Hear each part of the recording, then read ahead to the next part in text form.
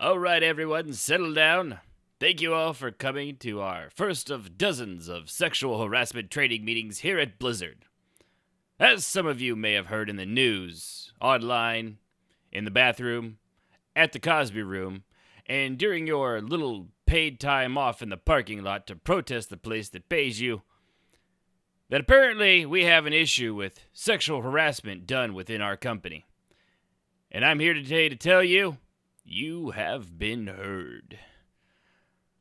I personally find it disgusting, and these allegations are sickening, which is why this sexual harassment training, and all of those after it, will teach you how to properly harass your fellow coworkers. And you chicks out there, don't worry. It works both ways from now on. Nothing tells someone no means no like a good retaliatory groping. Yeah, you with your hand up. What? Hi, sir. I don't think that's what sexual harassment training means. I'm pretty sure it's supposed to teach us how not to make others uncomfortable or, say inappropriate comments to our coworkers. Nonsense! That would be anti-sexual harassment training. And look at this booklet here, son. Do you see anti anywhere on it? Well, I mean, no, but this is happening because people already made inappropriate comments and touched people that didn't ask for it, and they didn't feel they could speak up because they were afraid of losing their jobs. I mean, the state of California spent 2 years investigating us and interviewing us before suing the company. I really don't think exactly. You don't think, which is why I'm here. With my training, you'll be masters, and soon, this won't be a frat boy culture any longer, but a workplace orgy where everyone gets to be made uncomfortable. And when everyone is uncomfortable, that is the new comfortable, thus eliminating the problem. If everyone is doing it, what's the problem, right? I should have just kept working for Weinstein. That's the spirit. He was one of the top of the class when I taught him. Fuck.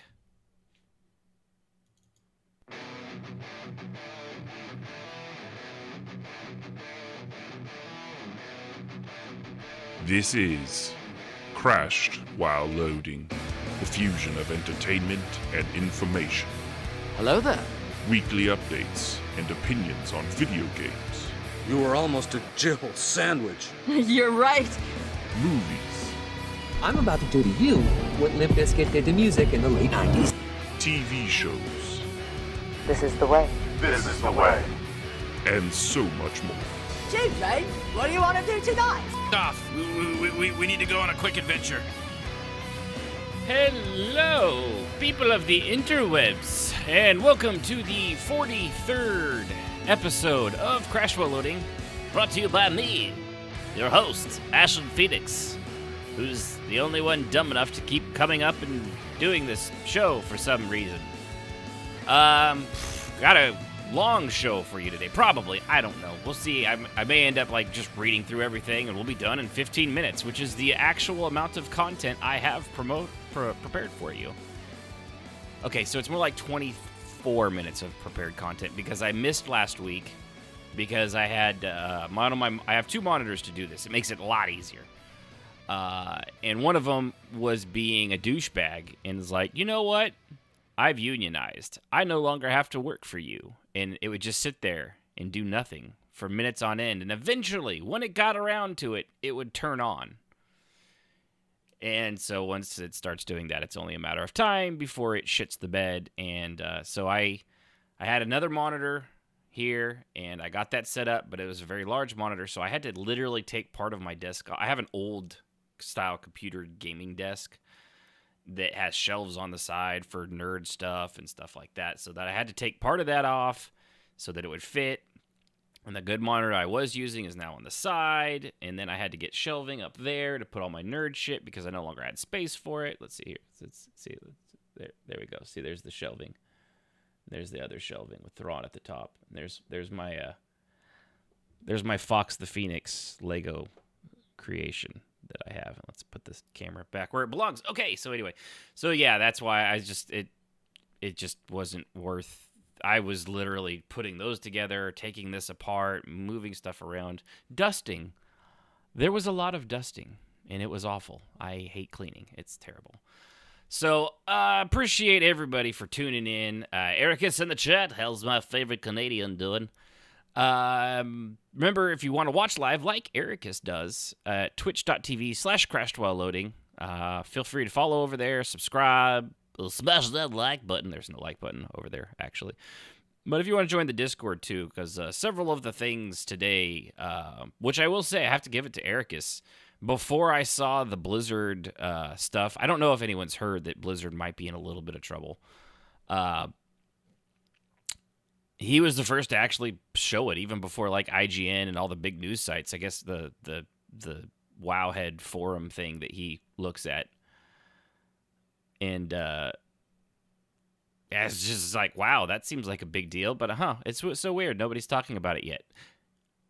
2 hours later, everybody's talking about it, and it's just been an evolving shit show. Apparently, a lot of people are unhappy with Blizzard, not just because of them having something at a convention that people, quote unquote, jokingly refer to as the Cosby Room.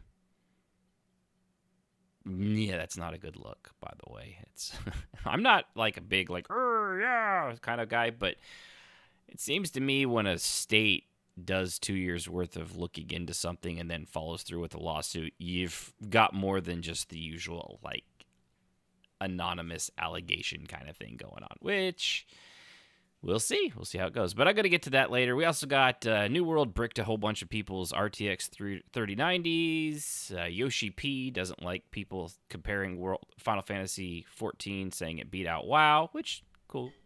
Butt ton of delays and a whole bunch, even more of reviews. I've got a lot of reviews. But also one thing, too. So Sib and I were talking at work. And we realized there was this word, I forget what word was we were talking about, but it was monosyllabic. And we were doing our syllables. I don't know, apparently we learned how to do syllables in 2 different ways. I always learned that you clap, so it would be monosyllabic. So it's 5.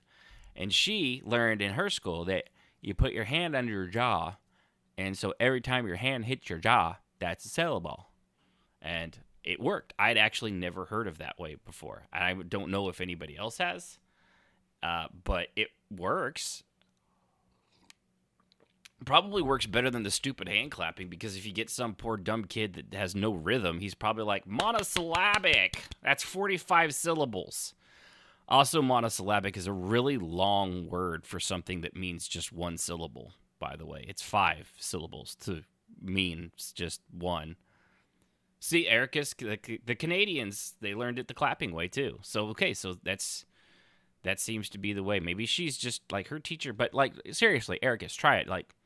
Monosyllabic. It actually works. That stupid chin thing is I've never heard of that. But it's what does that have to do with gaming?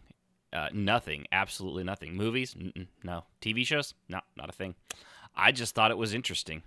And since it's my show, I could do what I want. And since my wife knew something of a way of doing something weird I didn't, I felt like I needed to share it to see if I'm the only idiot that grew up not knowing the clearly superior way of knowing your syllables. Also, I'm very proud of myself for remembering what the hell a syllable even was. It actually took me a while to kick that on. So anyway, let's go into some reviews. I finished the Mass Effect trilogy. It's still good. In fact, it's fantastic. The ending, now that they've added to it, it is definitely a superior ending to the original, hey, here's a bunch of leaves and then that's it. It's over, which was disappointing. But showing, now it's got the cutscenes at the end of the special edition of A New Hope, where it goes planet to planet and you see the different species and blah, blah, blah. But no, it's just, it really is. If you've never played Mass Effect and you want to, the Legendary Edition is fantastic. The first game is still rough. It's the one that got the most TLC, because it's the one that needed it the most. And if you can't get through it, just skip to 2, and it's got the this like review comic at the beginning where you still get to make the choices you would have made in one had you played through it, but you don't have to play through it. And I mean, you really can get through the first one in like, 25, 30 hours if you just chug through there. In it, I think it's worth it. I loved it. But the last two they're just really great games, and the overall story and the world building in that, I've said it before, it's one of those just absolutely amazing top tier games. I'm really glad they're doing 4 as well, and not Andromeda. Although I never finished Andromeda, but I actually might have to just download it because it's on Game Pass or EA Play or whatever it is now for free. Also, now that I think about it, I actually do own it. So there's that. I don't know where it's at, but I've got it somewhere. So yeah, it's just, I can't give it enough praise. And I played through this time all the way through with FemShep. I think the first time I remember being Dude Shep because him and Liara were the thing. And now this time it was apparently a character nobody really likes in the third one, the trainer girl, but she was fine. Let's see here. Oh yeah, Fear Street.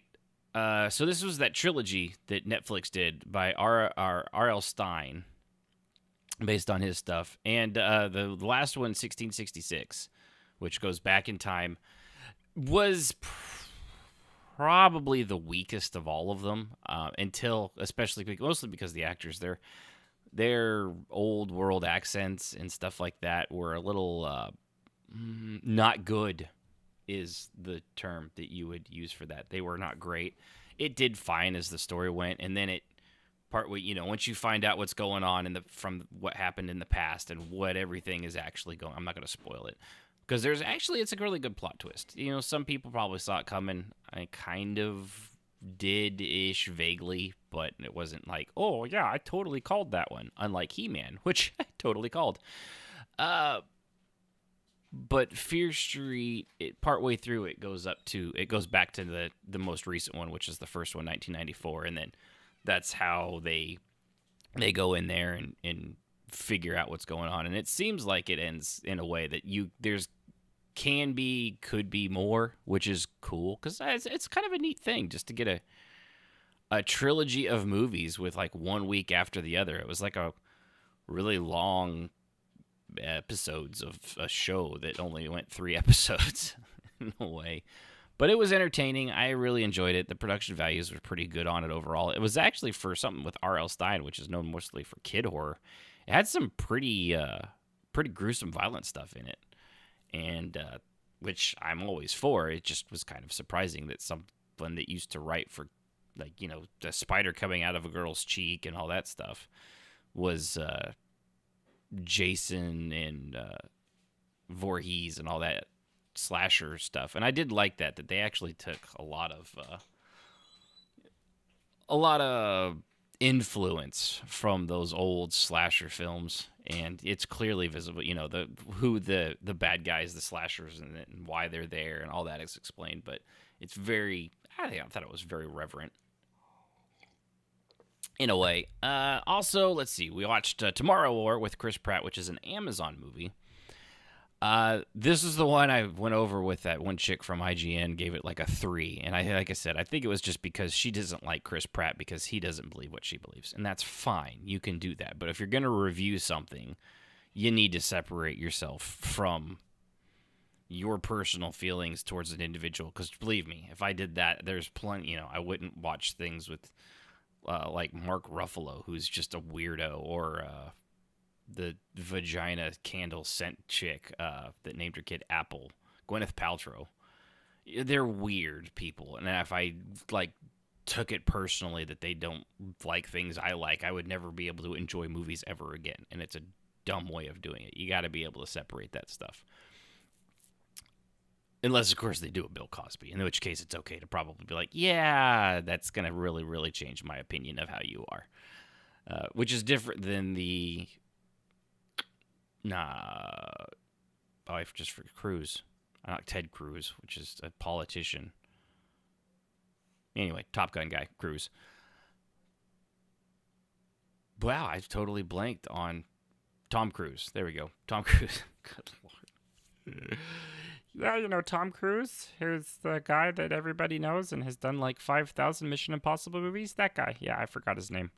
Him jumping up on the couch at Oprah and being weird. I mean, it was kind of a weird turnoff, but yeah, he's fine. He's just a dope. They're all probably dopes. I mean, they play pretend for a living. Yeah. Talking over Mr. Cruise. What was I doing? Oh, yeah, so anyway, Tomorrow War. It was fine. It was a stupid movie. I mean, there's aliens attacking in the future, and the people from the future come back to the past to have people throw meat shields at the aliens while they try to figure out how to stop them. I mean, the premise is dumb from the get-go. It's a sci-fi, action-packed Hollywood kind of style popcorn, which I did eat. Popcorn movie. You shut your brain off. You watch Chris Pratt make snarky comments and shoot, things, and then people don't all make it, and I will say it felt like it drug on a little bit because I expected more just like the, like alien fighting kind of, but that didn't last as long as I thought it would.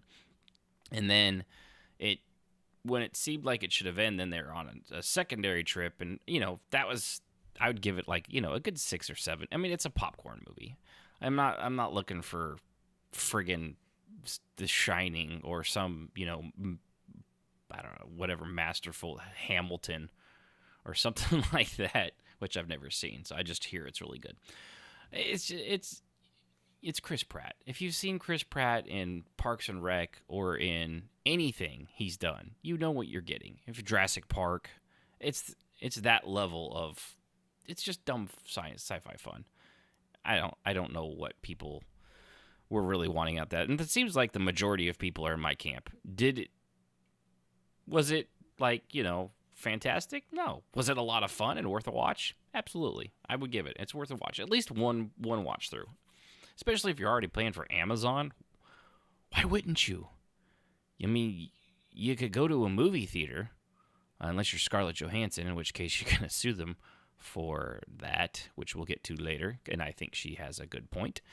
The other thing here, I finished watching, which was, I can see where I could understand why some people are mad at He-Man, and other people, I think their expectations of what they wanted versus what was even promised is way off. The fact that it's only 5 episodes long. Emma Stone, yes, Ericus, I saw Emma Stone is actually talking about maybe suing because of the same reason, but I'll get to that later. But for He-Man, it's 5 episodes long, and it does feel like it's not the full season. They released half a season, which was kind of a bad move. It needed to just finish out your story, finish out your season. But one thing I will say is that everyone was upset because He-Man wasn't in as much as they thought. But I will point out, the show wasn't actually called He-Man. It was called Masters of the Universe Revelations. Not He-Man in the Masters of the Universe, like the original one, which is why it focused on He-Man. But I enjoyed it. I enjoyed what it was. It had, to be frank, the show itself, like the original show, is not good. It's not a great show. It's like a lot of that Hanna-Barbera stuff. It's perfectly fine for the time. It's 4 cells of animation and a script, and the show itself at the end is like, just like with G.I. Joe, it's like, what did we learn today, kids? Well, we learned that being honest is a good thing. And so Orko learned that casting spells is probably the work of the devil. I don't know what people were expecting out of a new continuation of the He-Man saga. I mean, given it was no Dolph Lundgren's like off-brand Star Wars that they tried to do in the movies back in the 80s. Boy, that one was bad. That was just awful. But no, it was a good. I'm looking forward to seeing the rest of it. They actually, what was I saying?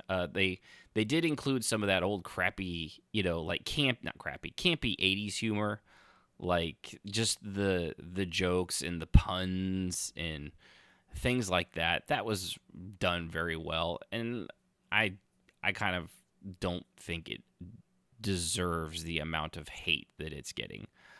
It's done in 2021, so there's certain aspects of it they've got the checklists, but they don't rub it in your face about it. And I thought it was fine. But really, honestly, my biggest deal was because it was only 5 episodes, everything seemed so rushed. And, the cliffhanger that it adds on is actually, I thought it was pretty cool. Mark Hamill is basically just doing his Joker as Skeletor. There's not a lot of difference in that. He sounds a lot like the Joker. He's definitely doing less, I'll get you next time, He-Man, kind of high-pitched and more of a, I'll get you next time, He-Man, sort of a, I mean, I love Mark Hamill, but he's also not the greatest actor in the world. He's fantastic as the Joker in his voice work, but he's only kind of got that one voice, really. And it's pretty easy to spot in pretty much anything he does when he's got to do that. And like I said, I'm fine with it. I just think people had their expectations set way too high for a TV show by Mattel that from start to finish was designed to sell people toys. That's the same reason G.I. Joe exists. G.I. Joe, it's the toys did start first. They started back in, during the wars and stuff back in the 40s and 50s. But then, they went away because they were those like 12-inch dolls, which they're action figures, not dolls. Don't call them dolls. And then, when they resurged it in the 80s, when I was a kid, they created a TV show to sell the toys. And the toys were awesome. And so was the He-Man ones. I didn't have most of them. I had a lot of them. I didn't have the girl ones because girls were dumb. I think I had Orko. Orko, if I remember right, he sparked from the chest. Yeah. But anyway, He-Man's fine. I mean, if don't listen to the haters, and if you are, I mean, at least give it, judge it for yourself. There was something Jazz had put up on her thing recently in her Shadows and Dreams thing was, what movie would you absolutely refuse to see or something like that? And honestly, refuse is a strong word for me. Like, I even watched a couple of the Twilight movies just to see if they were, as bad as people kept saying they were. And I personally thought they weren't great. And I didn't really care enough about them to read the books because it's just not my thing. But it's perfectly fine if people love them. That's all right. You're allowed to have a difference of opinion without having to hate a person for that. For me, I liked He-Man. I thought it was good. It was pretty cool. And the animation was good. It was by the same people that did Castlevania, and I will have to give it to them. Although, I mean, it's a lot more vivid and bright. Castlevania is a much obviously darker series than He-Man. The animation, though, was smooth during the fights, and then at times it was just a little lackluster. But overall, I thought it was, I liked the bright colors, and it was very vibrant. And overall, it was a good watch. So that's the end of the reviews, which, let's see, that only took half an hour. So yeah, we're right on track for this to be taking forever. Hi, baby. That's Sib. Let's see. Kind of some shitty news, actually. Let's go to, we'll start with shitty news, go with normal news, and then end with other shitty news, what with sexual harassment and giant lawsuits and stuff. Tell this morning story. Oh, fuck. It'll be a good comic relief. I actually meant to put that on there. Okay, so real quick before I get to the depressing thing where a guy had a heart attack because some stupid kid in England called the cops on him. So in lighter news, that's a terrible transition. So we went to eat at breakfast today with our grandson, and it's called Savoy's. And by the way, grandson, big fan of cinnamon rolls, likes the cinnamon rolls. Who is, good stuff. And he's only 18 months. He's a toddler. And yes, thank you. You want to be on the show? I can let you on the show. No. Are you sure? Because I'll welcome you to tell the story on your own. Okay. Are you sure? Okay, so she wants me to tell it. She wants me to tell on myself, which I think is just part of her mind games because that's just how women will do you. Am I right? Bitches be tripping. So anyway, we're eating, and he's getting a little fussy because he's full. He's had his fucking kid ate like half of a cinnamon roll. And these aren't small. It's not a cinnamon roll, which is something you do with grammar. A cinnamon roll, which is something you have cinnamon on. But he ate half the thing. So he was full, and she was trying to keep it distracted while we finished up eating. And she's facing the window. I'm facing the back of the restaurant. And she's got him in her lap. And yes, he's 18 months old. He's a toddler. He's a little guy. And she points at the window and says, "What's that, Tobias? Look at that. What is that?" And me, like the trusting guy that I am, whipped my head around because she made it sound like there was something really cool behind me. And not because she was trying to keep an 18-month-old toddler entertained and not putting his hand in the hollandaise sauce. Am I doing this right? Okay, I'm trying to make her pee herself, by the way, which I almost did when I did this to begin with. I'm putting that out there. That's on you now. I wouldn't, yeah, so. So I look around, I'm looking behind me, I see a red truck, I see windows, and there's people eating, but I don't see anything worthy of what's that, Tobias? Look, what's that? So I looked back in front of her, and I felt betrayed. And apparently, I conveyed this with my expression. And I looked at my little guy, my meatball, and said, Gram lied to us, buddy.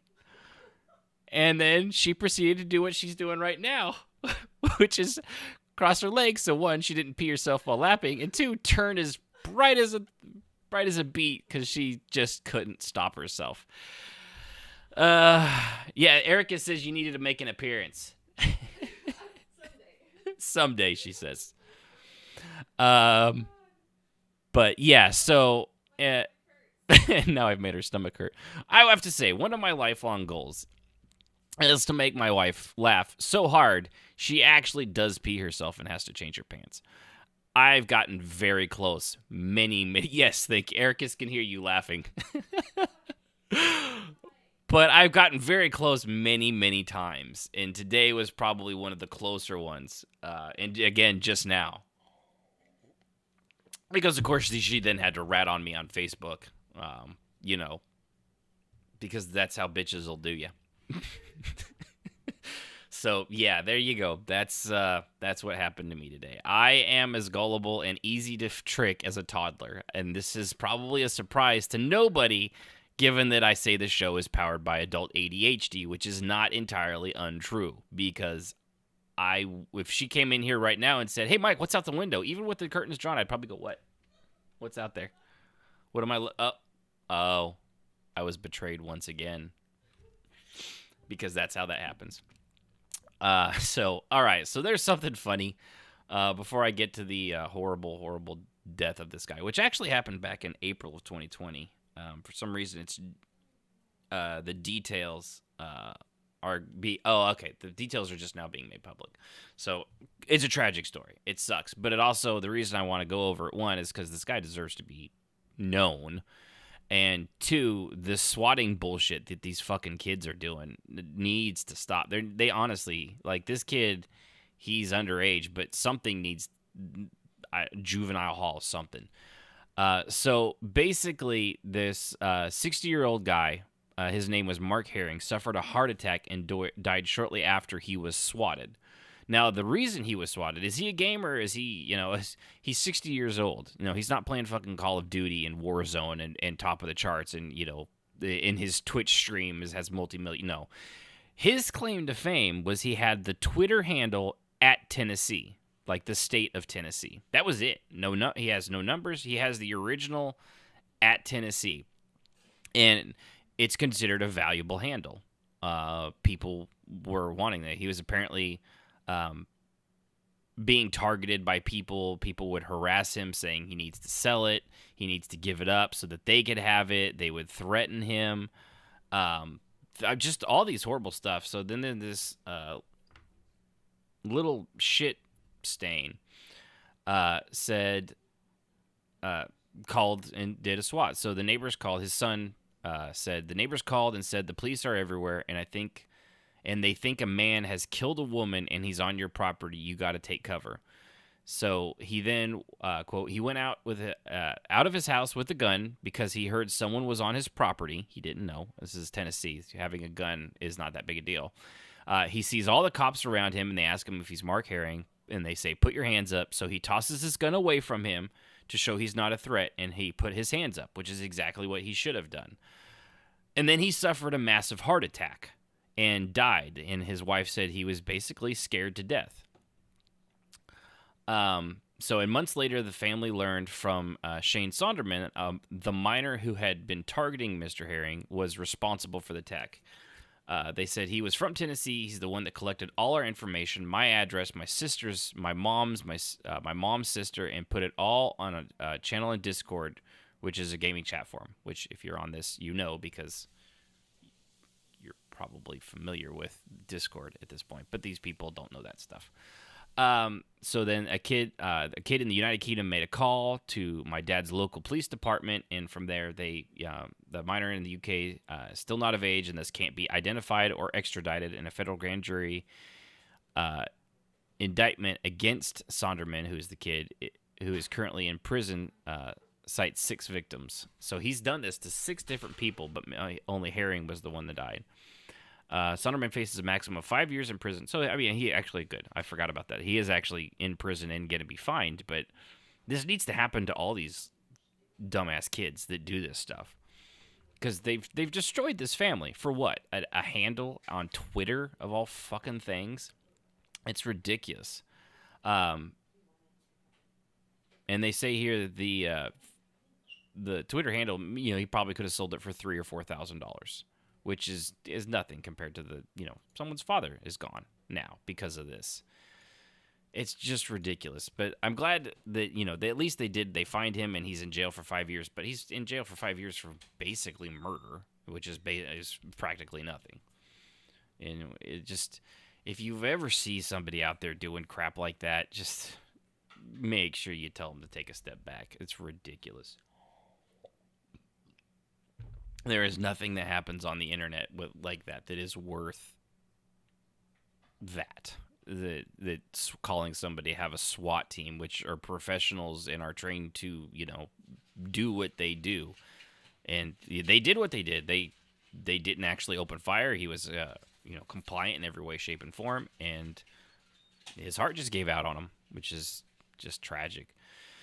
So, yeah, it's a bummer one to start out with, but we're going to have a lot of bummer ones today. Well, actually, just that one and one other. But on to better-ish news. Probably need to work on my transitions here. Chucky, you know him as the little murderous doll, is coming to USA and Sci-Fi October 12th. It's a brand new series, and I watched the trailer, and I'm digging it. I hope I can watch it somewhere streaming. It's got a lot of the franchise creator, Don Mancini, which is not to be confused with Don Appletini. You keep using the word. I don't think it means what you think it means. That wasn't a good joke. I apologize. Anyway, so I thought it looked good. I like their elevator pitch of it is from Mancini. The main character is a 14-year-old gay boy who's bullied and sort of lost after the recent death of his mother, which, by the way, I didn't even know the kid was supposed to be gay in the trailer. I just thought he was bullied, which you can be bullied for lots of things. Being gay is one of them. Not being gay is one of them. Carrying around a giant Chucky doll is probably one of them, which he does a lot. He's a young artist making sculptures with doll parts, which, by the way, was fucking creepy. It's at that part you do see one of his doll sculptures. It's really weird. He finds Chucky at a yard sale and buys him, but it turns out that he gets much more than he bargained for. That's the part I'm like, but it turns out he gets much more than he bargained for. That's like a 1980s trailer. It's like, one man, one taco, both put on the beat. But they both get more than they bargained for. Obviously, otherwise there wouldn't be a show. So anyway, he buys a Chucky at a yard sale and buys him, and everything goes exactly as you would hope. And the doll is just a normal doll, and nothing happens after that. See, that's not really a great pitch at all, is it? No.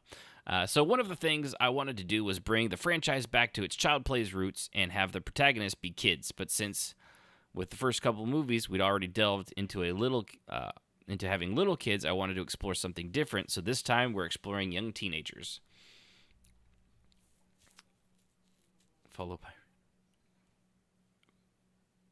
Followed by Rated R starts Friday. Oh, yeah. I get you. Rated R starts Friday. Yeah, I get you. I got Eric, it took me a second to... There's like a 10-second lag between what I say and when he hears it. So, anyway, I think it looks cool. I actually am really excited. I didn't see the Mark Hamill one. Again, Mark Hamill. Chucky reboot movie, which apparently not a lot of people did because they're like, yeah, you know what? Let's ignore that because that was not good.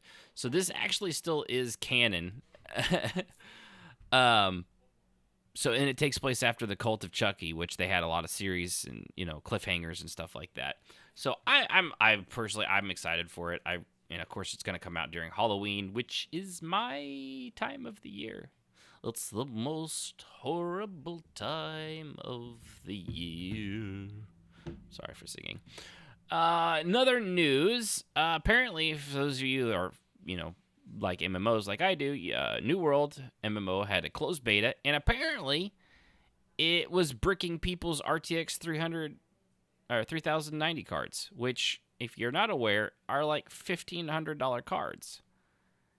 And if you buy it aftermarket, $2,000 or more. And Eric, is for the love of God, don't apologize. I know you're Canadian and you can't help yourself, but you don't have to apologize. You're living the stereotype, my man. You're living the stereotype. So yeah, they apparently bricked it, and this article didn't say why that happened, which was funny too, because Amazon Game Studio vehemently denied that their game had anything to do with these 3090s burning out like that, and yet released a patch and a hot fix. And he says, I think a streamer got banned for milking a cow in that game too. Why the hell would someone get banned for milking a cow in a game? That's just weird. Unless, they were doing it with their dick out, then I guess, yeah, that would be a good reason to get banned. I don't know. The things Twitch bans people for, honestly, the fact that some algorithm hasn't deleted my entire account is baffling to me at times. So no, apparently what happened was because they implemented an update to reduce GPU load in menu screens by clamping FPS, and this does not affect settings in the game world and blah blah blah, because people were getting to the main screen or in the loading screen and their graphics cards would just brick. And one thing I saw, and I don't know if this is true, but it was that something in the game was registering with the RTX card and trying to get the fan to do 200,000 rotations a minute, which, for those of you that don't know, that's a lot. That's a lot of speed for a tiny little fan inside a graphics card. And it was burning, it just burnt the whole thing out. It just, that was that. You're done. When I was a kid, a friend of mine took a battery-operated clock once. Was it battery-operated? Yeah, it was. It was battery-operated. And he hooked up wires to it. And then he plugged those wires into an outlet because we were stupid. And, of course, without the stuff to regulate 120-volt outlet versus two 9-volt batteries, the thing went and it just blew apart because of the speed of the motor. Just I imagine that's what people's graphics cards were doing. So EVGA, which is the only kind of card, there's multiple, card makers of these. Theirs was the only one that was bricking, and they have actually confirmed and come out and said that if anybody can show, they can do I forget what the thing's called, where you our MA ticket, and they will replace them so that they don't have to try to buy them or go through the place that no longer has them, and that kind of they were banned from the game, not from Twitch. They said it was an accident on their end and fixing it. Oh, jeez. So they banned them from the game itself, which is for milking a cow. These developers, I swear, sometimes. So anyway, they are going to replace everybody that burnt out. I was actually reading through this, and I found the Reddit where this was first, like, sort of came up, and a lot of people, I mean, I say a lot of people in that Reddit had that problem, which, you know, might end up being just a few hundred people. But a few hundred people at $1,500 a piece is a lot of people, and not really great. So, yeah, just Amazon doing what Amazon does. I don't know, people are loving the beta. I didn't bother with this one. I'm probably going to get the stupid game anyway, whether I like it or not in the long term. I kind of doubt it, but I'm still going to get it. People do seem to enjoy it, and they said, I've seen, was it the Upper Echelon Gamer guy, he's all in on this. It's just his cup of tea for some reason. That the difference in gameplay from the last one to this one and the balance and stuff that they did the first time they did the open beta, the hatchet was god tier, and now everything's more balanced out, so things work out. They've added a lot of quests and things to the game which weren't in there to begin with, which is promising because a game needs that kind of stuff. So I mean, it's doing good. I'm only doing that as a side note because I didn't personally do it, but I heard a lot of people that did try this new beta were pleasantly surprised.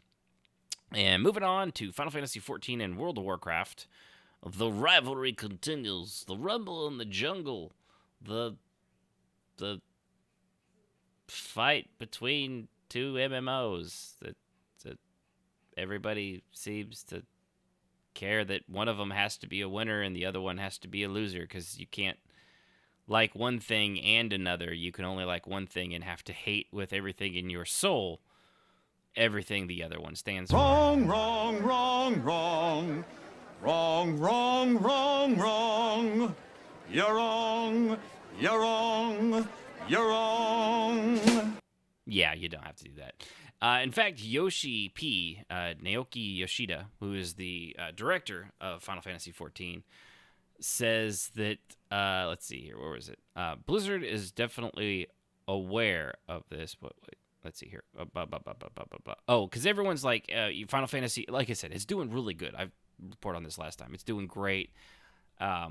It's really jumping up in numbers and stuff. And WoW has had a rough couple of years. And, of course, now with Blizzard going down in flames, it seems like, because of the harassment stuff, it's not going to go any better for them. I actually saw one of the, not Asmongold, but another top WoW people, they decided that they're no longer going to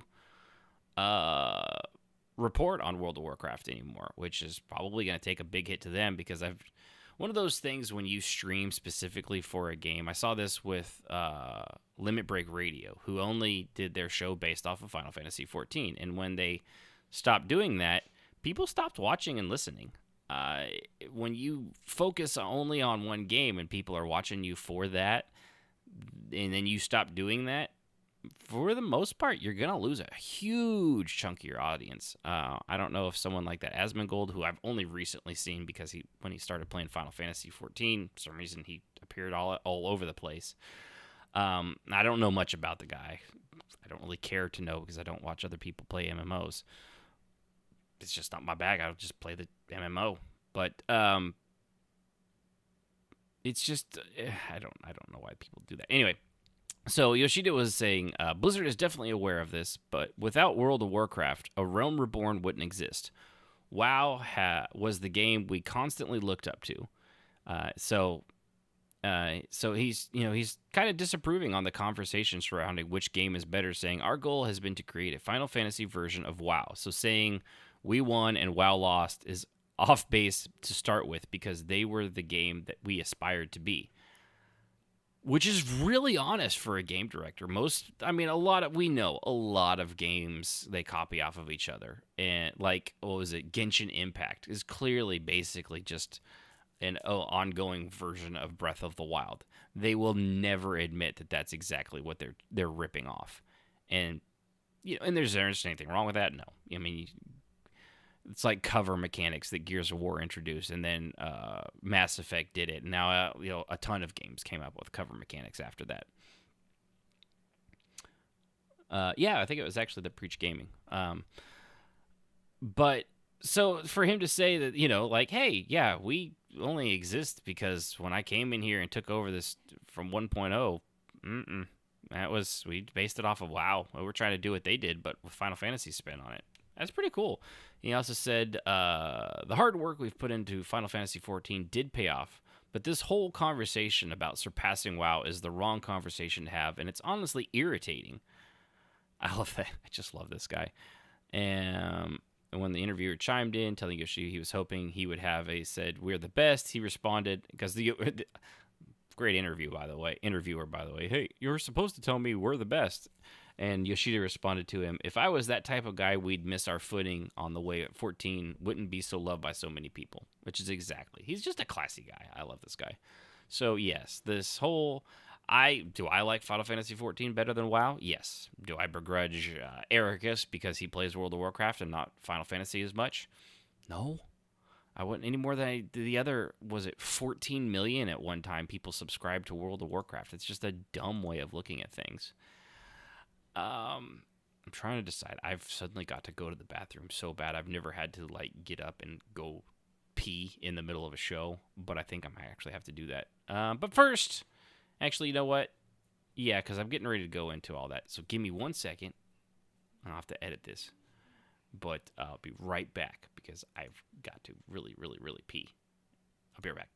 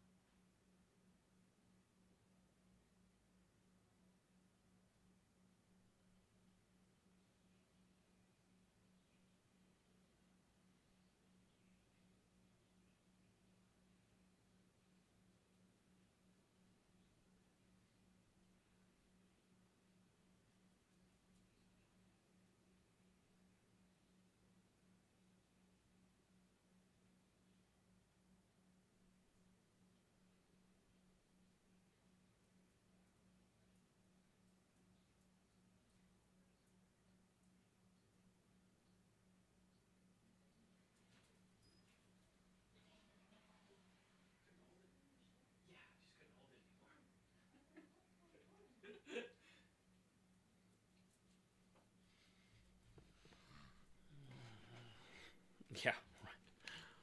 Whew.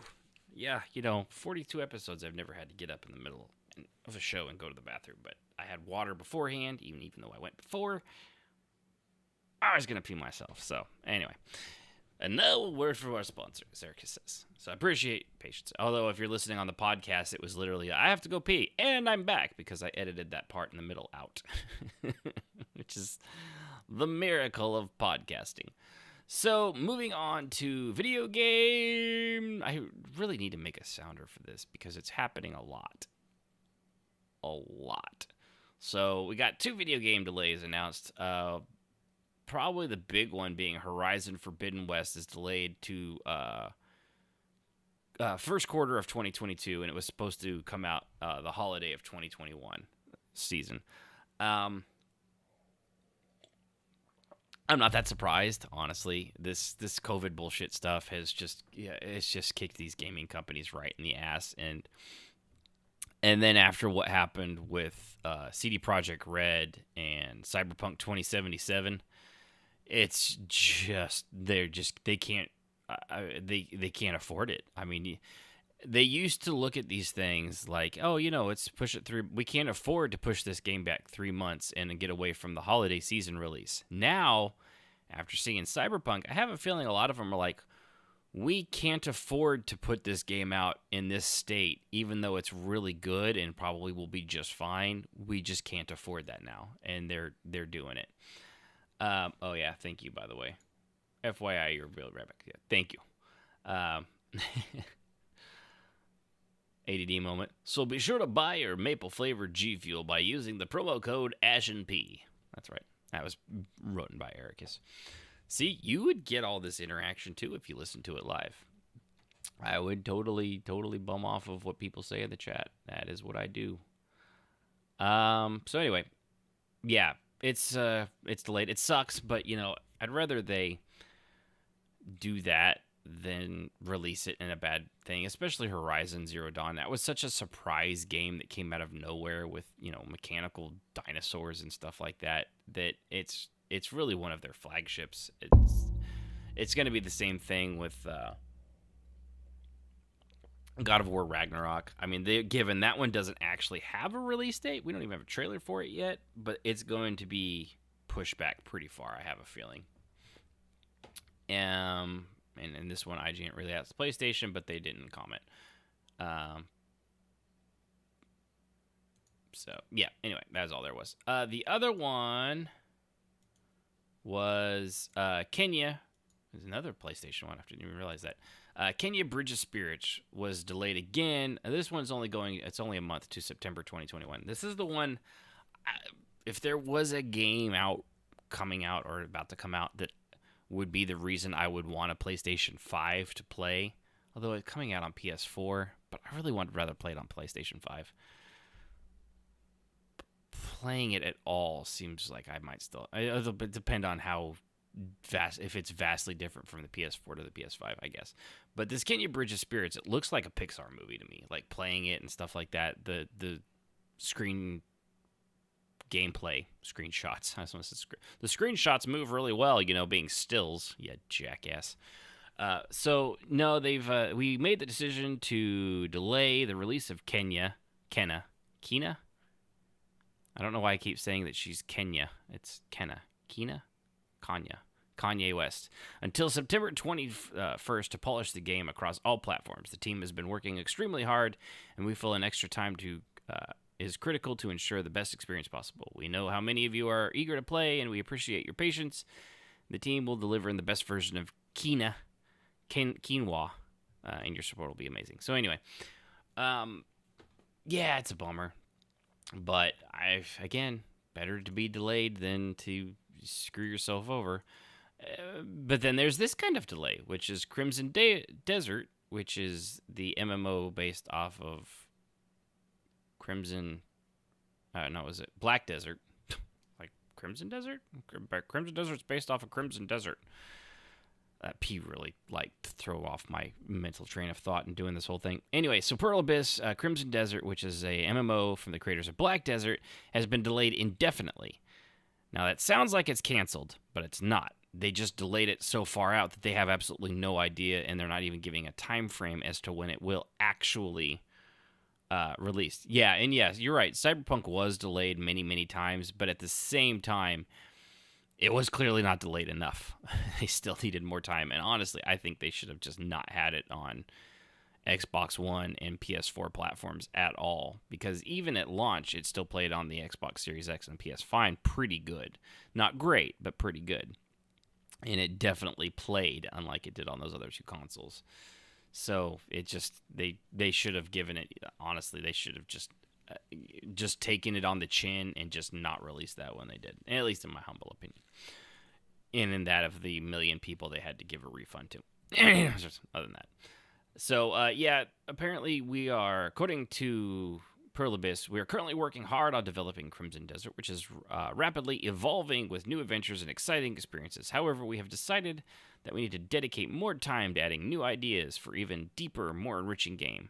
Therefore, in order to create the best possible experience, all the while ensuring the health and safety of everybody involved in delivering the game, we have decided to delay Crimson Desert's release. We will provide an updated schedule in the future. So this is their way of I don't know. I don't always trust gaming companies for a good reason. Apparently, Blizzard. They're using the ensuring the health and safety of everyone involved. That's their way of being like, hey, we're doing this for our people, not because I don't know. There's either internal problems or they have skill bloat. Like they just keep adding more things to it, and it keeps getting more and more out of hand. So Crimson Desert, which is, I mean, Black Desert's not a bad MMO. It really isn't. It's pretty good. My problem with it is it's an Asian MMO, and it is extremely grindy once you get to endgame. Before that, it had a lot of really cool systems. There's no dungeons and things like that in it, though, and it's very, very grindy. Also, their stupid armor upgrade system, the way it worked with it has such a random RNG to the point where you have to get the same thing and you had to combine them, and it was RNG if it actually succeeded in doing the plus, and if it failed, you lost it. At least that's how I remember it. I don't know if it's still like that, but it was a really bad way of doing it. And on things that are going to release now, Ghost of Tsushima's Iki Island expansion. And we got a awesome trailer, which looked great. I mean, Ghost of Tsushima, I actually played all the way through that one back when it first came out. I think it was last year, maybe? I think it was early last year. A year ago now. So the fact that there is an expansion or that gives you Iki Island, which is a new island, it gives you a new villain. You get it's just you can have just an excuse to play as Jin again. It's fantastic. I'm super excited for this. It comes out August 20th, so like towards 3 weeks from now, give or take, a little less. It just I'm so excited. I really am. I didn't even know that they were doing it. Or if I did, I'd forgotten. But Ghost of Tsushima, even on the PlayStation 4, I can't really curious to see what this would look like on PS5 because I have an old school. I don't even have the PS4 Pro, which can do HDR and all that stuff. And it looked fantastic. So, but this time it's they're going up against the Mongols again. That's disrespectful to the Mongols. There's not a lot of those guys left, guys. Calm down. But it's a new villain, obviously, because the spoiler alert, for some reason you survived and the other guy didn't. I don't know that that's really a spoiler, that a video game you end up beating the bad guy in the end. I don't think so. So it's just I'm excited for it, as you can tell, because I'm nearly speechless. Moving on to Disney news. First the good thing, then the bad thing. Marvel's Hawkeye will be coming to Disney Plus and premiere on November 24th, which is the day before Thanksgiving. Isn't Thanksgiving always on the 25th? Or no, that's the third. That's one of those third Thursday things, isn't it? Let's see. So that will be 1, 2. Oh, it'll be on the 18th is Thanksgiving. Wow, Thanksgiving's kind of early in the month this year. So anyway, it's I'm looking forward to it. They've got a picture here. As with Jeremy Renner and Haley Steinfeld as Kate Bishop, who's like a fan of Hawkeye's and becomes her, and then he starts to train her. Actually, I could just let Renner tell it. He says, Kate is a 22-year-old kid, and she's a big Hawkeye fan. She has a wonderful, annoying, and equally charming manner about her because she's a fangirl of Hawkeye. The relationship grows from that, but the biggest problem for Clint is Kate Bishop. For Clint is Kate Bishop and the onslaught of problems that she brings into his life. Because, he was in a dark place. Now his family's back. I'm looking forward to it. I'm sure Sib will be looking forward to this one even more than me. She likes Jeremy Renner. She's a fan of the Hawkeye. I actually have one of those really nice Sideshow Collectibles Hawkeye doll things. It's got the fabric and stuff on it. It's really badass, honestly. It's pretty cool. But I got that back for her when she first started really liking Hawkeye. But let's see. I mean, there's more to say about that. I mean, says more about it. But it's going to be a show. There's not much to go on beyond that. I still think that, for the fact that Kate Bishop, she's 22, I still think they're doing a Young Avengers thing. I think they're setting up all these younger kids to take over. Green Arrow is better. I'm going to pretend I didn't see that. I forget which one ripped off the other. Now you're going to make me look that up. First, Green Arrow. I bet you that's probably... I can just Google. Green Arrow or Hawkeye. Let's see. Oh, wow. By a lot. Green Arrow was 1941, and Hawkeye didn't come about until 1964. They have a funny... Marvel and DC, I don't know how many people know this, but they actually have a funny way of ripping each other off. There's certain things Marvel did first and DC they later ripped off, and there's certain things DC did first and Marvel later ripped off. That's why you've got certain here, I think Fantastic Four was before the Elastic Man, which is a terrible name, and it's dumb goggles, and I still hate the stupid stretchy powers. But, and then Superman came out. Obviously, Superman was first. And then we've got, I think, Mr. Marvel or Marvel, something Marvel. But he's basically our version of Superman in Marvel. But I love, they're just, who was it? Deathstroke was first, and Deadpool ripped off Deathstroke from DC. They just do that stuff all the time. It's so funny. But moving on to the ugly side of Disney, Sears, Disney. Yeah, it's that. Don't nobody understand the words that are coming out of your mouth, man. I know, neither do I. So anyway, moving on. So Scarlett Johansson is suing Disney, and honestly, for breach of contract. And I think she's got a good. I think she's right. I saw some comment. It was like, she's already a multi-millionaire. What does she need several $1 million more for? And she's going at just a bad look. Yeah, well, yeah, it's good that you're standing up for the multi-billion-dollar company that's trying to screw one of its actors out of royalties. Weird flex there, buddy. But for those that don't know, she went for Black Widow. She went with the Robert Downey Jr. contract, which is she gets a percentage of Erica says Deathstroke is greater than Deadpool. I think they're both great for different reasons. Deadpool and Deathstroke, they're not even in the same category. Like, you can't compare what Deadpool does with what Deathstroke does. Deathstroke's a very serious character, and I don't know if you've seen Deathpool, but you can't really compare them. It's just totally, they ripped one off of the other, but they've gone so far from each other. I don't think you can even compare them as the same, even being a rip-off of one to the other. Even though they are, it's just totally different now, outside of the dead. But anyway, so she has the Robert Downey Jr. contract where, based on the percentage of theater sales, movie theater sales, she gets a chunk of that. Now, in her contract, it said with Disney that that they would not release it day and date on Disney Plus, which was $30 for that, by the way, and made $60 million on Disney Plus alone. Sib and I went and saw it in the theater. I think it made $80 million in the theater, so she got a chunk of that. But because they released a chunk of that on there, she didn't get any of the cut of the $60 million. Now, you can make that argument like, well, would those people have even gone to the movie theater?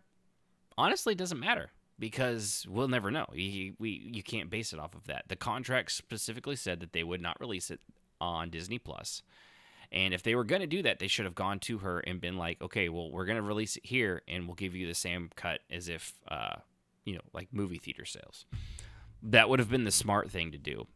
So she's suing them for breach of contract. Now, fast forward, I'm kind of glad I have this here. But so there's two updates. One update was from what was the guy's name? New York Times reporter Brooke Barnes has shared parts of a statement. He shared parts of the statement.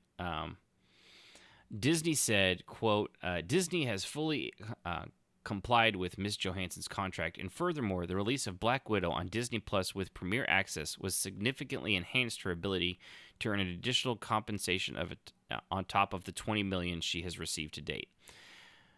But it's not the same. They also went on to say, there's this one really shitty comment they made about her. Okay, here it is. According to Barnes, Disney gives no merit whatsoever to the lawsuit and says it is, quote, sad and distressing in its callous disregard for the horrific and prolonged global effects of COVID-19 pandemic. So Disney came out and said, how dare she sue us for what she's worth, because COVID and pandemic and things are bad and people died, so we need to keep these millions of dollars, and that's why we had to release it on this without letting her know first. Yeah, that's kind of a bullshit answer. And I like that her creative artist agency, which is the talent agencies Johansson goes through, said here, what Disney says, Brian Lord, who's the guy that says that Disney has shamelessly and falsely accused Miss Johansson of being insensitive to the global COVID pandemic in an attempt to make her appear to be someone they and I know she isn't. Very true. They also said it was an attempt to weaponize her success as an artist and businesswoman as if they were something that she should be ashamed of. Scarlett is extremely proud of her work, proud of the work that she and all of the actors, writers, directors, producers, and the Marvel creative team have been a part of for well over a decade. And I will say Kevin Feige, I say his name wrong all the time. He's actually come out on Johansson's side and said when he found out about this, he was absolutely disgusted and fought, apparently behind the scenes before it happened, fought tooth and nail to keep them from doing this. I would not be surprised if he was like, you know what? You need to go after them for this, ScarJo. That's just what I call her. It's a thing her and I have. She calls me, why are you in my house? And I call her ScarJo. Don't worry about it. So anyway, the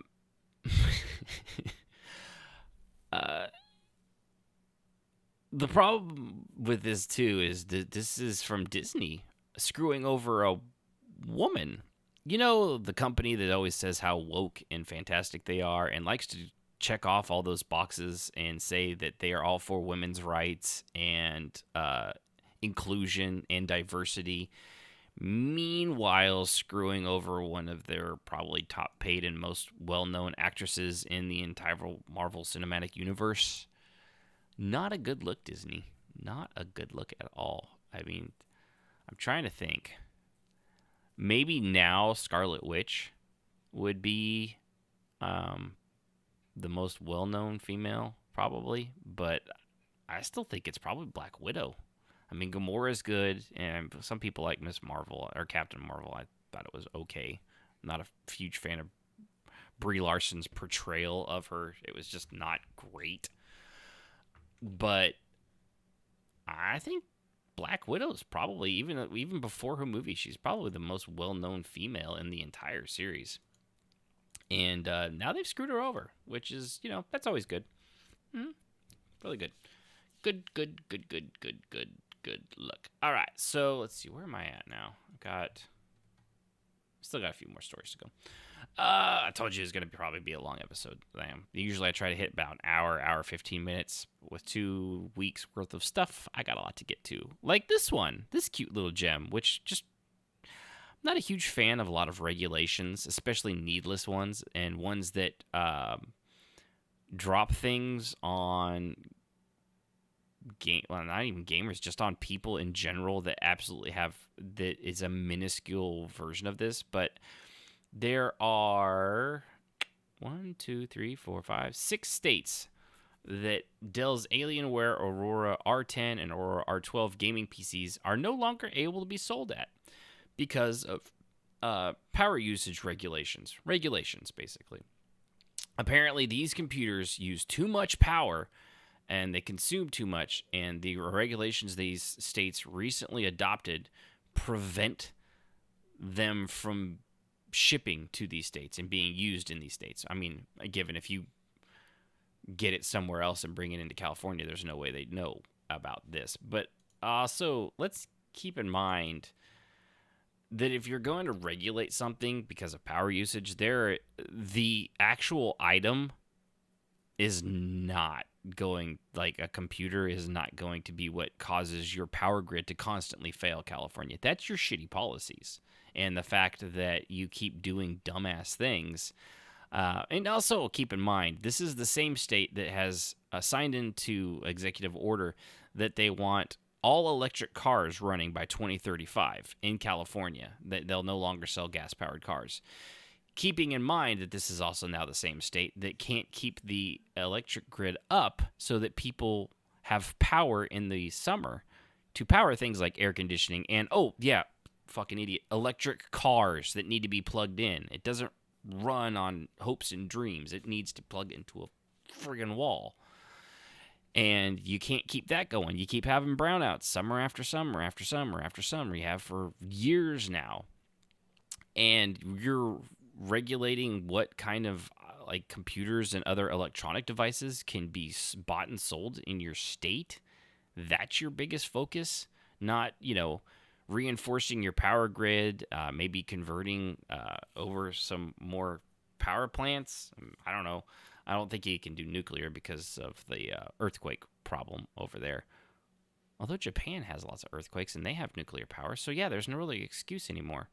And by the way, nuclear energy is by far the superior energy, despite the scare of the 80s and movies and people in the, ironically, gas industry bad-mouthing and paying for bad nuclear reports to come out saying how dangerous it was and overblowing it just because of things like Chernobyl. Yes, Chernobyl was bad, but we're not Russia. So, yeah, that's I love the gaming industry is a considerable contributor to the carbon emissions. Is it really? Is it compared to, I don't know, everything else that everybody runs? Yes. Is it part of it? Absolutely. But I can guarantee you the majority of our electric bill isn't because we've got computers in the house. It's a chunk of it, but it's not the majority. It's not even half. It's probably maybe, if it's 25%, I'd be surprised. And our power bills aren't that bad. So it's just butt stupid that this is the California Energy Commission is doing this. A lot of stuff in California this way, because they're also the ones suing EA.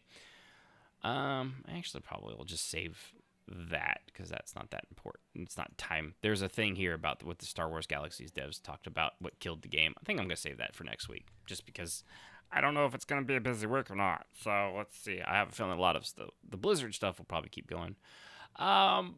Before we get to Blizzard 2, there's the EA Play Live that happened, and here's everything that was announced. And honestly, the only thing I really care about. Dead Space Remake is announced. The end. That's all that matters. After that, who cares? No. I love Dead Space. The first 2 games are fantastic. 3 was good, but it just didn't. You could tell it was not the same development team and done with the same love and care as the original 2. But they're remaking the first one, and it's not a Mass Effect like upgrade visually. It's more like the Resident Evil 2 and 3 remake. They're remaking the game, or Final Fantasy VII remake. They're remaking the game from the ground up. The trailer is awesome. It's got that creepy little Twinkle Twinkle song in it, which I actually play in my Halloween yard because it's super duper creepy. But I'm crazy excited to see what this game plays like on next-gen consoles and updated computers. Because the trailer itself, you can tell they've got the ray tracing and all that shit going on. It just looked great. And the necromorph, I forget what the things are, the dead guys are called. But yeah, it looks great. Also, Battlefield 2042's Portal mode mashes together every Battlefield into one. And I actually saw where Erica says in space they won't hear you scream. Whoops, wrong franchise. Just a little bit. Just a little bit. It's such a good game. But yeah, Call of Duty guys were actually like, oh, that Battlefield Portal actually looks pretty cool. We should do something like that. So you probably got something good when your biggest competitor's like, that's a good idea. Because I will tell you right now, I've gotten back into Warzone, when it wants to load, which is almost never. It's this weird bug where I hit play in the BattleNet and it says now playing, and it's supposed to pop the game up in front of that, and it loads, and then it will go full screen, and nothing happens. It says now playing, and then it goes back to play, and nothing happens at all. And it's only in Warzone. If I play the Cold War multiplayer, 6v6 kind of thing, that one works every time. That's fine. But something with Warzone is jacked up. I don't know. I got it to work, and it worked for a couple days, and then they had an update, and it stopped working again. And everything of mine is up to date. I have no idea what's going on. But yeah, so this portal apparently lets players create complex custom game modes using assets from Battlefield 2042, Battlefield 1942, Bad Company 2, and Battlefield 3. And there will be 6 classic maps, 40-plus weapons, 40-plus vehicles, from 3 theaters of war and 7 different armies from the classic titles, plus Battlefield 2042 specialists. So they're letting you build your own maps using this portal thing, which is fantastic. That's really cool. And It'd be really neat if Call of Duty was able to do a thing like that, especially given how they've integrated so much of, crossed over from Modern Warfare into Cold War and brought all that into Warzone. Really, really cool. Codemaster Legends reveals Grid Legends. It's a car game. There's a studio behind F1, Dirt, and Project Cars has revealed Grid Legends. I don't really care. Apex Legends Emergence release date announced alongside the newest Legend Seer. Her name is Seer. Not that she's a Legend Seer. She doesn't see legends. She's just called Seer. It's a weird name. Anyway, it's officially arriving August 3rd, which is 2 days after I'm recording this, which is today is August 1st. And they announced and her gameplay trailers is it's right here in this because this is the EA State of Play. EA original Lost in Random will be released September 2021. I don't know what I forget what Lost in Random was. I think, let's see. Determined to rescue her beloved sister. Yeah, I don't remember that game. So, I don't know. It's coming out September 10th. There you go. Yeah, you're welcome. For a game I'm not really sure. I don't know what a lot of these are. Knockout City Season 2, which is the dodgeball game that EA released that is free to play, which was fun. It's just not my...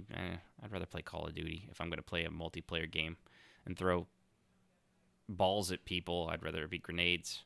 And that was it. That's pretty much it. They did say EA came out early on and said don't expect anything from Star Wars, and they held true to that. Don't expect anything from Star Wars. And there was nothing from Star Wars. So, now on to the big thing. This will be the last. This is the last I have. World of Warcraft. They're screwed. All right. Thanks everybody for tuning in. Appreciate it. You have like and I'm kidding. So, if you don't know about this, you probably don't like video games very much or pay attention to anything video game related.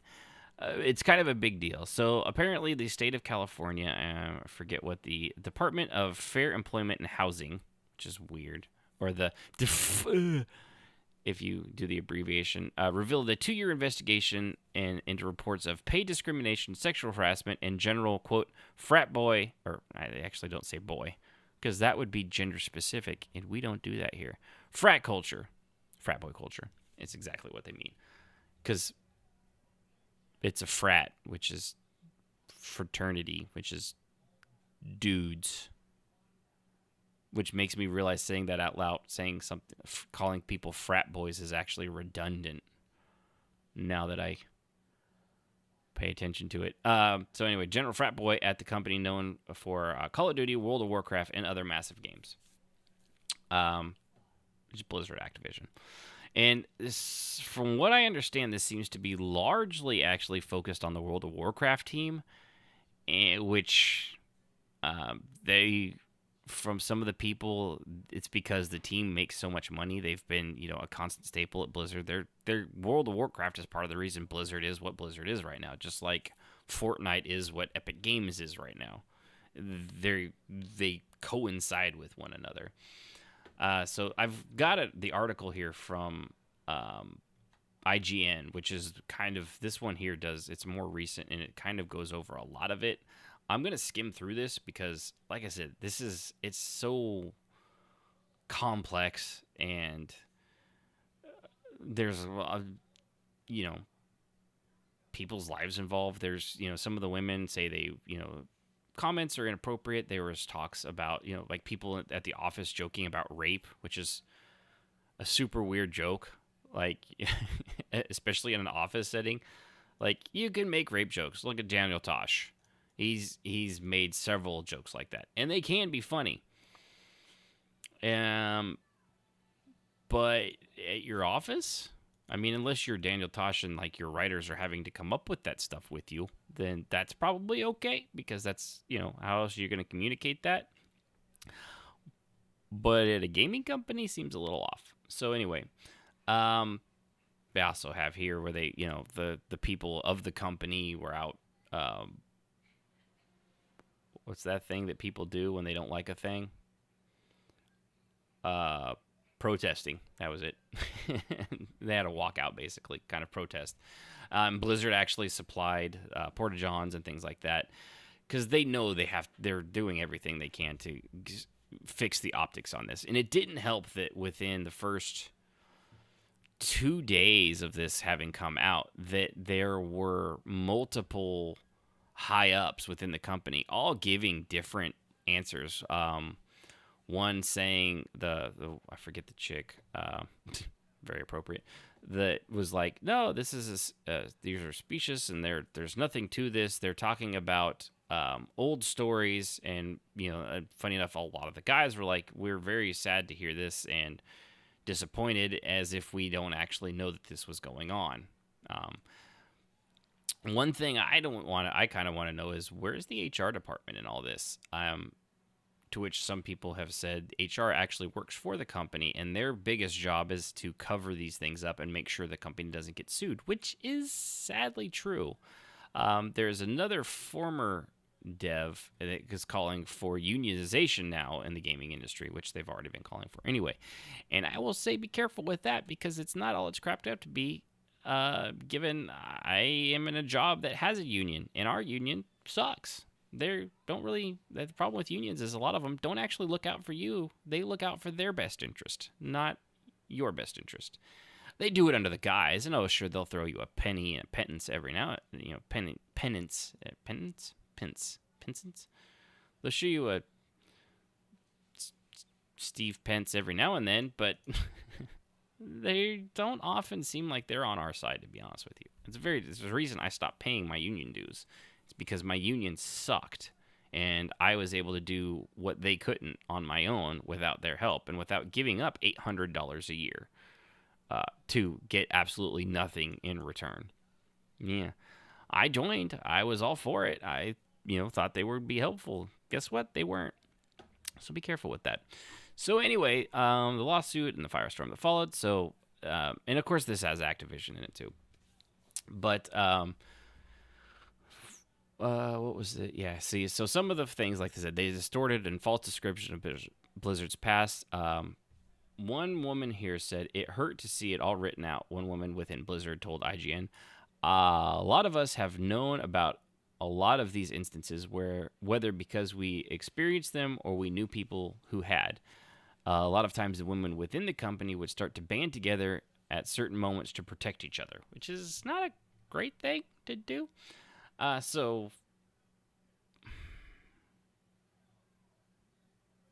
Yeah.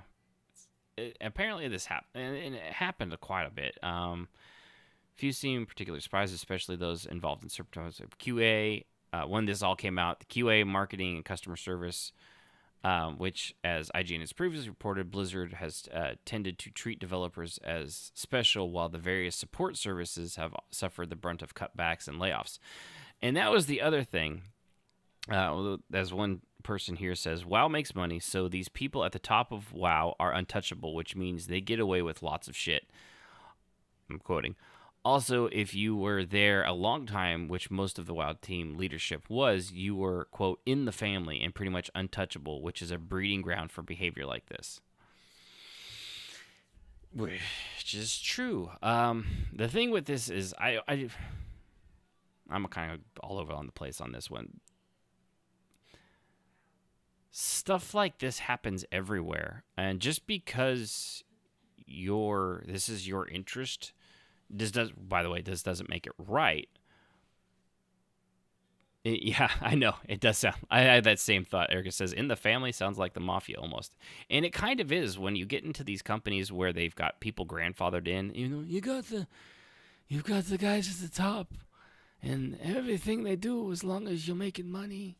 So you grow up the broad. It's no big deal. So you say something about her. It's not a big deal. As long as that money keeps coming in, everything's okay. Everything's gonna be fine. Every little thing is gonna be all right now. That's how they say it. Don't look at me. Doing my Godfather impression. So Yeah, it does, and a lot of it was, quote, blatant sexual harassment with little to no repercussions, which is where once when someone realizes, it's like kids, like toddlers, when they realize they can get away with a thing without getting in trouble, they keep doing it. They're not going to stop until somebody slaps them down, or a bully, which is probably more accurate, or a toddler bully, which is even worse. I mean, you don't want to be bullied by a toddler. Because then when you when you fight back, you're like, yeah, you just beat up on a kid. You don't want it. It's not a good look, by the way. That's not a good look pushing toddlers down. No matter if they started it by punching you in the dick or not, because they're right at dick punching level. So Activision spokesman said, we investigated and took what we believed to be appropriate disciplinary action. Alex Alfrezo is no longer with the company and has not been for many years. So he was one of the guys. He was a senior creative director, Alex Afrasiaba, BB. I don't really care. He was one of those that was said to exemplify the culture within, though, and they did get rid of him. However, he was the one that Kotaku, for as garbage and mag as they are, site as they are, they do have like a bad clock. Every now and then they're right twice a year. He was the one that did the so-called Cosby Suite, a hotel which described as a hotspot for networking during BlizzCon, where one former designer said they were gathering hot chicks for the cause. C-O-Z. The fact that he spelled it like that just tells you he's kind of a douchebag. And a veteran Blizzard source I spoke with described the photo as fucking chilling. So, I mean, I don't know. I can go over this whole thing, but so like here's one instance that is awful. Let me see if I can find the rest of this quote here. Okay, so here's one. A lot of companies have a breastfeeding room. The one at Blizzard apparently didn't have locks, and so this lady says men would walk into the breastfeeding room. There was no way to lock the door. They would just stare, and I would have to scream at them to leave. So, one, not good. Two, you've got a kid involved in this, which is even creepier. I mean, they've got to eat, and it's perfectly fine for, breastfeeding rooms and things like that at the company, as if the kid was there. But even if they're not, if they're just doing the pump thing that women have to do so that they can have it for the kid later on, that's legitimate. I don't know the fact. I can't even imagine the balls it would take to have a room like that and then just go in there and just stare at somebody you work with day in and day out, just staring at their chest. And this comes from a guy that likes boobs. I'm a big fan of them. They're very nice. I enjoyed them a lot. But to sit there and just stare at somebody while they're breastfeeding or breast pumping, it's just super weird. And that right there was one of all the things I read, was probably the one that showed off more than anything how weird the culture in that company had to be. Just that you felt that you could get away with that and that it was be cool. And I mean, if this lady was having to like raise her voice and scream at them to leave, other people had to have heard that. And does nobody go up to the guy and say like, dude, the fuck is wrong with you? Like, back off. It's not okay. Apparently, no. Everyone's like, yeah, that's all right. It's just Cheryl being Cheryl. You know how Cheryls are. They're Cheryling. I don't get it.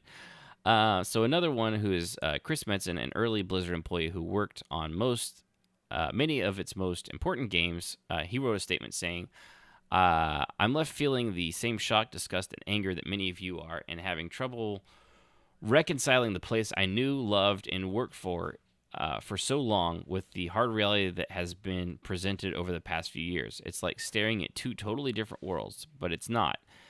It's just the one world, and the yawning disconnect between my perception from the top and the crushing reality many of you experience fills me with a profound shame. Which, I mean, probably a good idea. I mean, and I get that there's a certain level of separation from upper management. Like, I don't know the people at I have my supervisor and the postmaster in my office at the post office. Beyond that, I don't know anybody. They could be doing who knows what at the upper, of my job. I'm not saying that they are, but I wouldn't have any idea any more than they would know on the day-to-day basis if somebody in our office was like making other people uncomfortable. These companies are so big and so massive, and the post office is one of the biggest employers in the country, outside of, I think, Walmart, believe it or not. And so for the left hand not to know what the right hand is doing, and on the right hand, the pinky doesn't know what the thumb is doing. That's just how these companies are. Is it right? No, but it's super easy for these things to happen. And the fact that the higher-ups may not have known, I'm not even going to give them really the benefit of doubt on that, because if it was as they knew for 2 years, like, that the state of California was interviewing current and former employees on this lawsuit. They knew that was happening. Like, there were people that were pulled out of the office to have these, hours and hours long interview with agents, I don't know, within the DeFe agency inside California. So they had to know all this stuff was happening at that point. Could you get away with it in the early days? I would almost bet you that, like an MMO evolves over time, I would bet you Blizzard has as well. Where it was, it was a great company, and then World of Warcraft happened, and it just expanded so quickly and so fast. And then like I said, the pinky doesn't know what the thumb is doing anymore, because the hand has gotten so big, they're just too far apart, and that starts to let that stuff creep in, and slowly the frat culture that they called it does actually begin to manifest, because they're making millions of dollars, hundreds of millions of dollars, year after year after year after year. One of the most successful MMOs of all time. And it just slowly, it's like a cancer. You get one bad guy in there, and he influences someone. He's seen as the cool guy, and he starts to treat people like this. And then other people see that he doesn't get in trouble, so they can get away with it, and it snowballs. And that's how these things kind of happen. And there's a lot of things Blizzard and Activision could have done to stop it on their own, but it sounds to me like they gave just a lot of lip service, to be honest with you. And now, of course, that it's going to cost them a lot of money in legal fees, and then if they lose, I don't even know what. Which is another thing I'm curious about, and I have yet to see anybody tell what this would do. So if this DFEH department wins the lawsuit against Blizzard and Activision, and they get, I don't know, $100 million. I have no idea. I have no idea what they're even suing for, to be honest with you, like monetary wise, or just for the workers themselves and the women and people involved in this. So if it's monetary, is the state of California just keeping all this money? Are they the ones that are going to benefit from these people being harassed and stuff like that? Are the people that were harassed, are they going to get a chunk of this as compensation from Blizzard for all the things that had happened to them and were allowed to happen under Blizzard's watch within their company's walls? Or, like I said, is the state of California, which is desperate for money, by the way, they're hemorrhaging people, they're hemorrhaging money, it hurts me to say that. I'm Californian. I've born and raised in California for 10 years of my life, and I still love that state. It's beautiful. It's a fantastic state, but it's run like garbage, and they're running it into the ground. Don't believe me? Look at San Francisco, where you've got the human poop app, and it's covered the entire city in poop, because little poop icons, because poop is everywhere.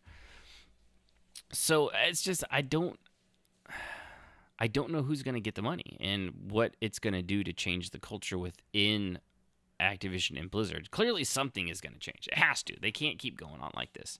It's not a good look when you've got, your own employees walking out on you, and you're not going to get a lot of work, and it's just gonna it leads to bad places. Man, this article is long. It just goes on and on. So, and then there's talked about the walkout.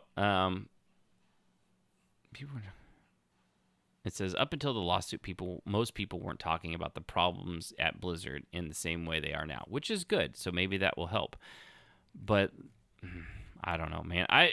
The whole thing is basically just the end of Blizzard as we knew it. I don't think the company is going to go away. Activision sure as shit isn't going anywhere. But as it has been and as it has operated, it's not going to be able to continue like this. Clearly. And maybe all this stuff going on is why the last, several WoW expansions, from what I understand, for the most part, they've not done great. They've been fine from what I understand, but I know a lot of people aren't thrilled with them. Overwatch has been doing good, but Overwatch 2 actually postponed a reveal of one of their new maps, which probably a good idea. That wouldn't have been a good look either. Just saying, probably not great. So where is this all going to end? In all honesty, I really I can't even say. We're going to all watch it with horrified, and I'm sure more will come out. I mean, there was 15 pages in the legal document of the lawsuit, of which I did not read because I don't read lawyer. I don't have that few fucking brain cells to actually understand half of that stuff. What I have seen of other people that are smarter than me, like toddler bullies, it does seem like they've got a really good case. And I imagine they would not have gone through with this if they do not have all the evidence locked up and buttoned, and witnesses and people ready and willing to come forward, current and former employees alike. So I don't know, man. It's not a good look.